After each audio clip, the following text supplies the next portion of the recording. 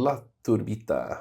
Então, hoje eu ia falar sobre o Karl Popper. O Karl Popper é um dos meus preferidos, acho que filósofos. Ele falava muito sobre o método científico e uma coisa chamada falsificacionismo, de falsificar.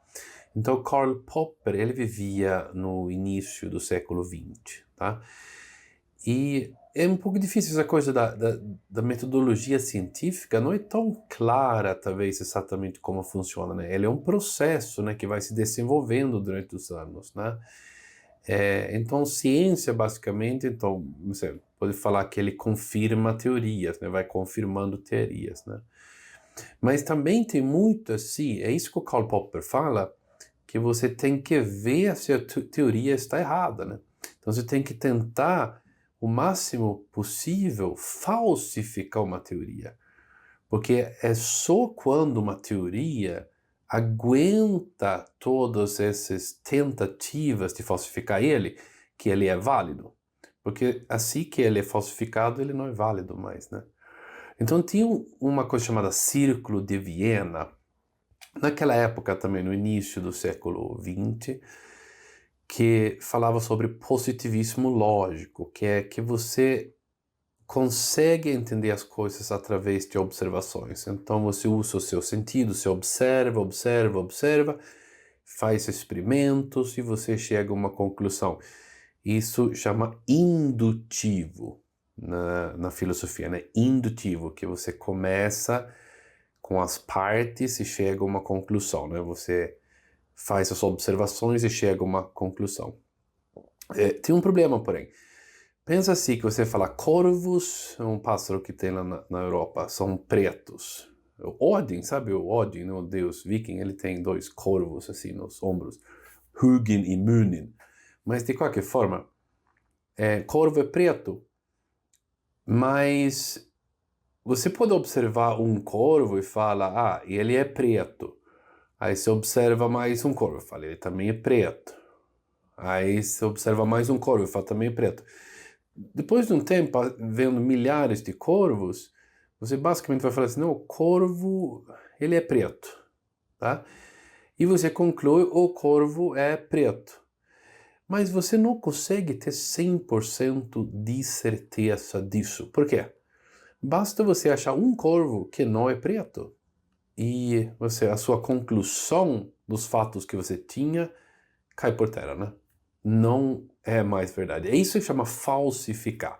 Então, Karl Popper falou assim, uma teoria, ele tem que resistir às tentativas de falsificação, porque todo mundo tenta ir lá, vamos cair em cima da teoria tal, vamos cair em cima da teoria tal, o hipótese tal, vamos tentar falsificar ele. Se ele resiste a essas tentativas de falsificação, aí, de repente, você fala, então, momentaneamente, por momento, está válido a teoria. Então ele provisoriamente aceita. Mas ele nunca vai ser confirmado de forma absoluta, né? É um certo dilema, né? Talvez a gente fale assim, mas também é por isso que o cientista raramente vai falar, a gente tem certeza que é assim. Porque todo cientista que realmente estuda, né, que realmente entende, sabe que, olha, basta que algum dado entra aqui que fala que isso aqui não está certo, e aí não está certo, tá? Mas tem uma coisa muito interessante dessa coisa de falsificar que o Karl Popper falou, é que uma teoria, ele tem que ser pelo menos possivelmente refutável, né, para ser falsificado. Senão é pseudociência. Então, um trabalho, uma teoria que não dá para refutar, se é impossível refutar ele, não é ciência, é uma pseudociência, tá? Então, se a gente fala assim, por exemplo, relatividade de Einstein, né? Eu não sou físico, mas mais ou menos assim, ele tinha que provar, então, a teoria geral da relatividade, e aí ele falou que o tempo é curvo, né? O espaço se curva, e basta ter uma gravidade muito forte, etc. E ele falou, então a luz que passa pelo Sol, ele vai fazer uma curva. Acho que era Eddington, 1919, que durante o eclipse solar, ele viu que realmente tinha essa curva, né? Então, se eu não me engano, eu acho que a estrela que ele estava olhando, se não tivesse a curva, ele não poderia ter visto, porque ele estava atrás do Sol, né? Mas ele realmente apareceu. Eu falei, então a luz deu uma curva em volta do Sol, por causa da gravidade do Sol. E comprovou, então, a teoria do Einstein. Houve uma confirmação.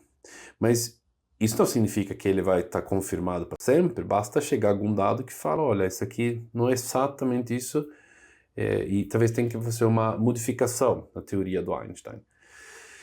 Mas ele é testável, dá para testar a teoria. Então, ele é uma teoria científica, porque dá para testar. E ele é amplamente, vamos dizer, aceito, né? Foi testado horrores e tá aguentando todos esses testes, né? A teoria da evolução, mesma coisa, ó. Ele tem mais briga, né, na evolução, porque tem muita gente que não acredita, né? Mas se você olha assim, tem similaridades de DNA. Vamos dizer, se você pega o DNA de todos os bichos, forma uma árvore genealógica maravilhosa, que significa que nós somos parentes.